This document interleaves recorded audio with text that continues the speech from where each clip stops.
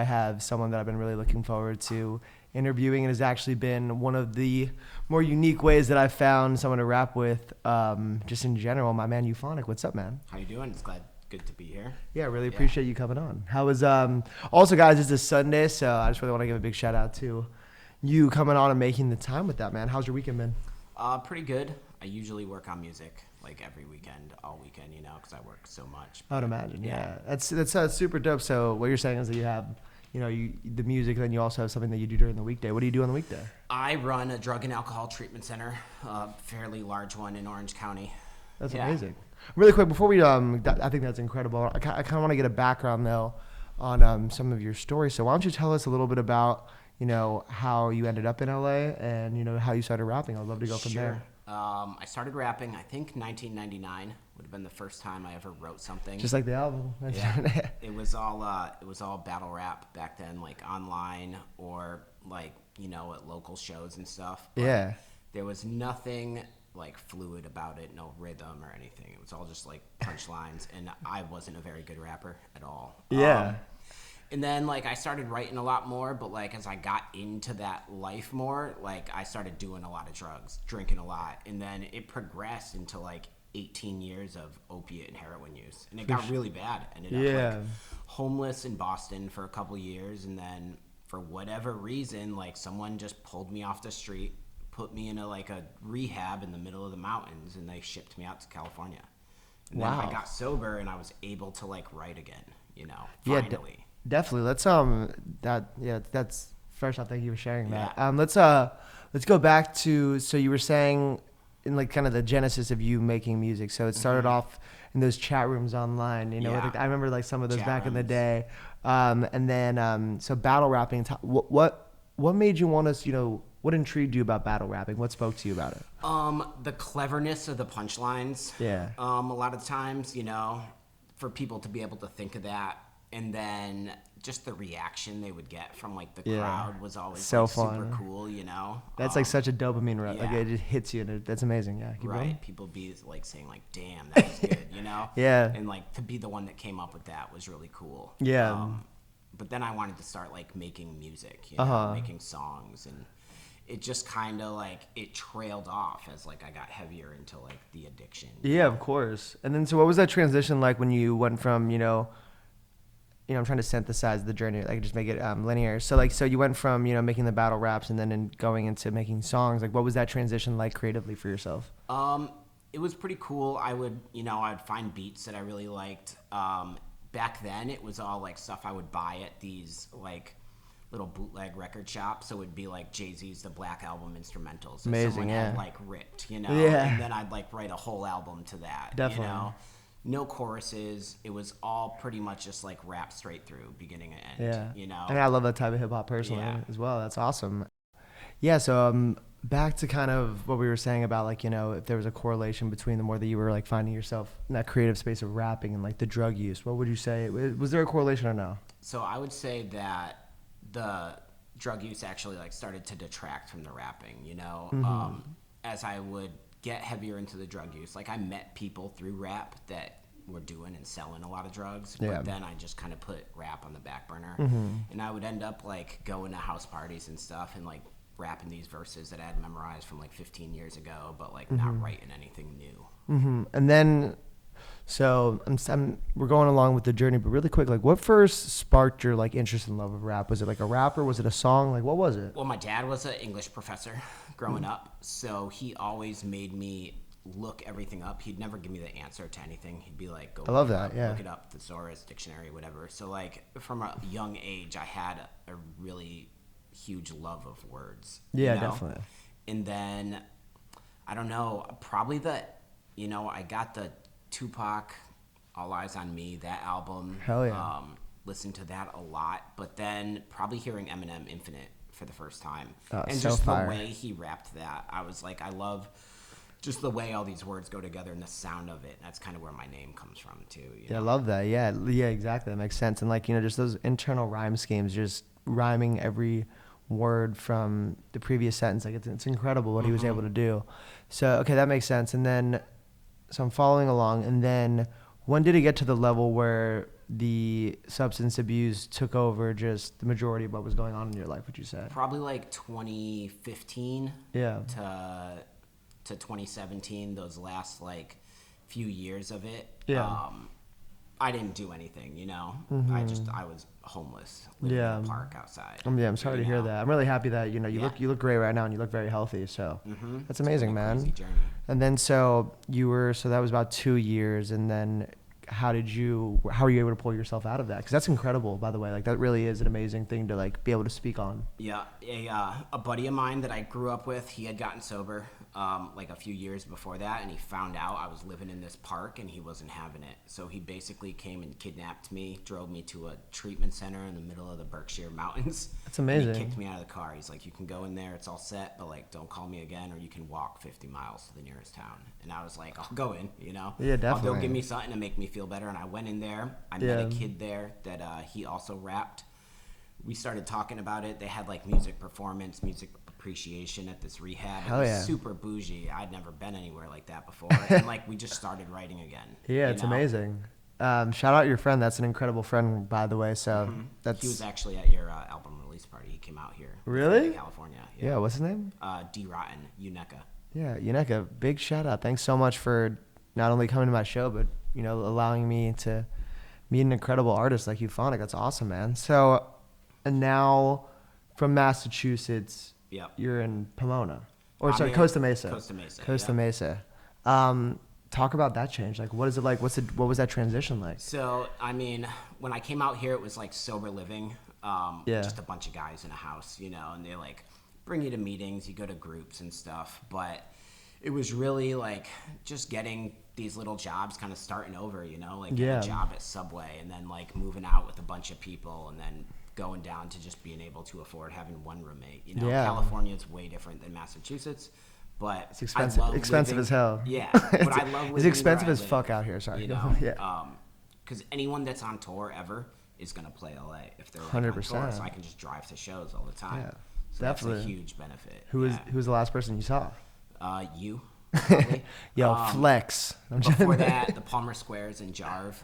I saw it play, and then later this month I'm going to see Star in Life open for Jizza in Garden Grove. So fire! Wow, man. Have you watched the Wu-Tang show on Hulu? Yeah, dude, it's so good. It is good. I think the new season's coming out this year. I remember I was watching. I think season 2 ended in 2021. It was incredible. Yeah, I love that. Really Jizza, like with swords, like that's one of the best albums ever. Yeah, I think he's performing that on this tour in its entirety. That's amazing, man. Yeah. Jizza, come on the pod. That's amazing, man. I think that first off, seeing, one of the reasons that I started this podcast was because I wanted to give each person that I interacted with the ability to tell their story, and just like, that was an incredible journey that I heard. Obviously, it was a bridge, and there was probably so many lower lows and higher highs. But thank you for sharing that, man. That was amazing. No problem. And let's get into kind of like what's going on with the rapping now. Yeah. What's your creative process like now? Like what's your day-to-day look like with rap? So in the past like year and a half, I found this Instagram community, where they do like these weekly challenges, and that pushed me to like start writing like with deadlines and do stuff again like that. Yeah. So I do that. It depends on what mood I'm in for the creative process though. Sometimes like I feel like writing super street gun bars, and then sometimes like I want to rap about like Doctor Who, and like, it just, for me, every song is wildly different, and it kind of speaks to me through the beat. Definitely. I feel like that's so true. I think people are always like, how do you come up with the concepts for your song? But I feel like the beat chooses for you. Always, at least. And then so you love like Doctor Who and some of the other sci-fi stuff, I'm imagining. Tons of sci-fi. I love that. Same, man. What's do you like anime? Some anime.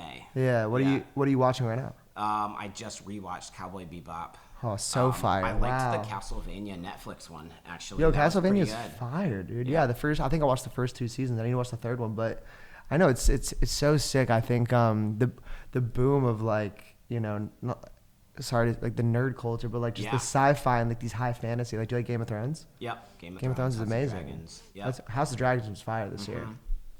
last thing, and we'll get back to this. I love having these types of conversations. Have you seen White Lotus? No, I have Dude, not. watch season 2 of White Lotus. I see everybody talking about it. Dude, though. it is incredible. I'm telling you, like it. So my girlfriend was telling me she was watching when it was coming out, and I didn't really think anything of it. Then she came here for New Year's Eve, and I finished it in 2 days. Oh yeah. That was incredible. Binged it. Yeah. So, and then now with, the writing process, so what is this community you're talking about? It's called Bars Kept. Okay, nice. At Instagram. I love that. And I've met a lot of people through there in real life, and just, been able to do a lot of collaborations on there. I love that. They all push each other. There's some other ones too, but that's the main one. Yeah. I do every single week. Yeah, that's great. Yeah. Shout out Bars Kept. I think that I'm going to look into them as well. That's really amazing. And then speaking of kind of like the Bars Kept, I would love for you to kind of spit before we go on the roof and, Sure. make that song. What's a verse you'd like to share with everyone? I'll spit a verse from a song I did with Grandview. He's a Canadian rapper. Not to be confused with Grandview. Not to be confused with Grandview. He's a Canadian rapper. I think he's getting his doctorate right now from Jeez. rocket science. Yeah, shout out. Yeah, But he's got a that's big amazing. vocabulary, and I kind of wanted to do a song that was semi like a homage to Aesop Rock, where it just kind of a lot of cool words. Yeah, definitely. So I'll do that verse. Yeah, definitely. You want me to do it now? Yes, please. Yeah. Talk shit, get a job, quit a job, talk shit. Perpetually early giving swirlies to the hot chicks. I got this. Birdie in a box and she locked in. No face grinning, getting squirrely in the mosh pit. Stop this, never. Clever devils in a drop shit. Pendulum is swinging. Hope you're naked on a block, kid. Obviously level, just a bevel when the rock chips. Spinning out my songs, I'm a pedal till my palms split. Melancholy font written recklessly on topics. So tentative, the messages are messier than dog shit. I bob with it. Weeble wobble stepping with a strong gimmick. Phonic get it poppin'. Think my record getting long-winded, skimming through the pages of the prayer and profanity. Rarity in writtens, piquing interest is apparently appalling. Air it out, listen for the clarity, it's calling me down from the pinnacle of parody. Sheesh. Yo, great job on that. First off, the swirly line was incredible. I know that was one of the first ones I caught was the swirly line. And then also the alliterations in there was fucking sick. I was seeing you, perpetually and like using those P's and like the T's with that. I tend to write with a lot of alliteration.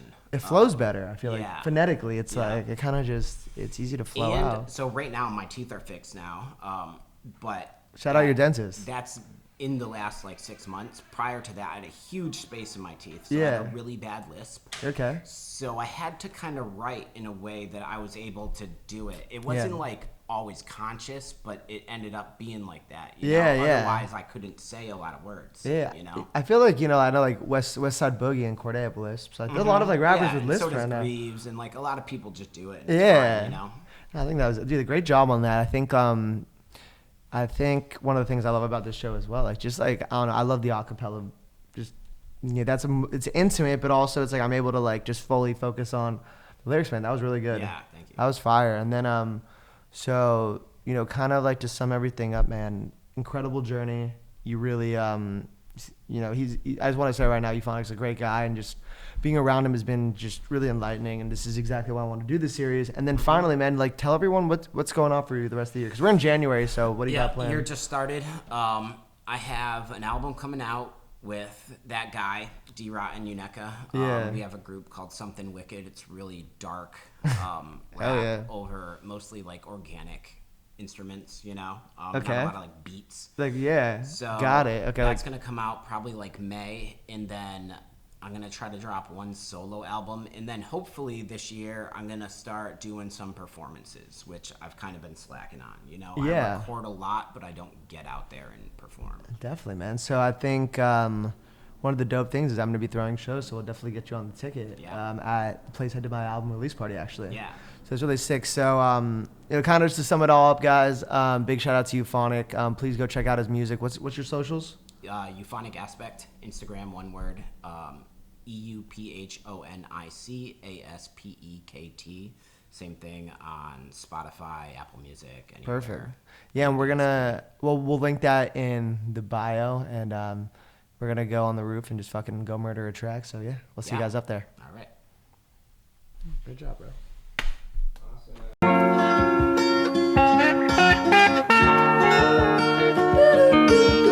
I noticed the lights were on and thought you might be home. I wasn't sure. praise that the artist who is known. We also fan the flames of a burnout's overdose. With the future so bright, know that shadows surely grow.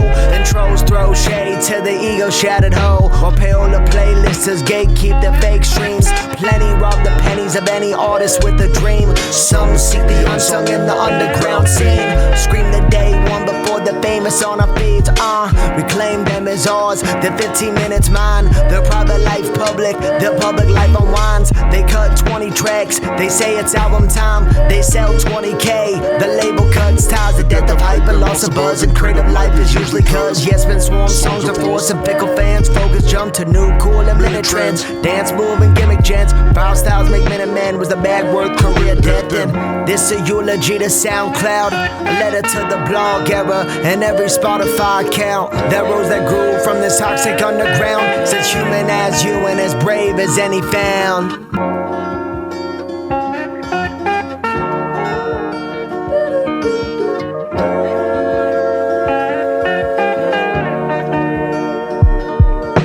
From rooftops to radios, true songs and 80s flows. Hip-hop's evolved and grew into stadiums. I like to keep it small, my crew and my lady go round this little town, but never move from my radius. I've moved from the state in which disaster hit my door to take a break from heroin on California shores. Now Grandview got me rapping, sitting pretty on the shingles. COVID flow will hinder your ability to mingle. Keep it Pringle, but don't ever say I'm pop. Bottle Evian in every pen, it's evidently washed. Hot sauce is a sentiment, spread it on my thoughts. Keep it honest on my records, a little clever with the cops. We ain't ever gonna stop. Regretted that my pops taught me power in the words. I never blessed them with a song. Was I wrong? Fuck it, I'm a smooth talk, never scared. Sharing all my proof from the rooftops everywhere.